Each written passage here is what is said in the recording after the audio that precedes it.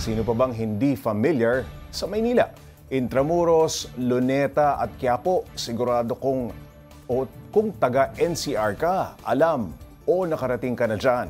Pero kung sasama ka raw sa grupong ito, marami ka pang ibang madidiscover tungkol sa Kapitolyo ng bansa. Para bigyan ng mukha ang balita, Mobile Journal Ivan Tarinque. Box! Magulo, maingay, traffic. Ganyan na marahil kung ilarawan ng Kapitolyo ng bansa, ang Maynila. Pero sa likod ng urbanisasyon, alam pa ba ng mga Gen Z na mayaman ito sa kaysaysayan? Para sa Renacimiento Manila, mahalagang maibalik ang kamalayan tungkol dito. Kahit sa labas ng Intramuros, mas marami pa palang kwento ng kasaysayan natin. Sa Binondo, may sarili siyang kwento. Hanggang Santa Ana pa yan at iba't ibang distrito ng Maynila. Bukod sa Intramuros, siyempre, andyan ang Binondo, ang oldest Chinatown in the world. Alam mo ba na kahit itong LRT, may makasaysayang kwento rin.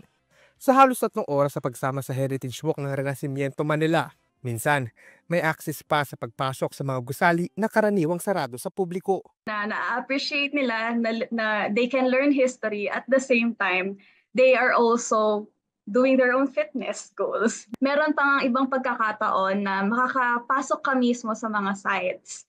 600 to 750 ang halaga ng pagsali. Kasama na dyan ang entrance fees sa mga heritage sites. Pangako ng Renacimiento Manila, mamumulat ka talaga sa pagsama sa kanila.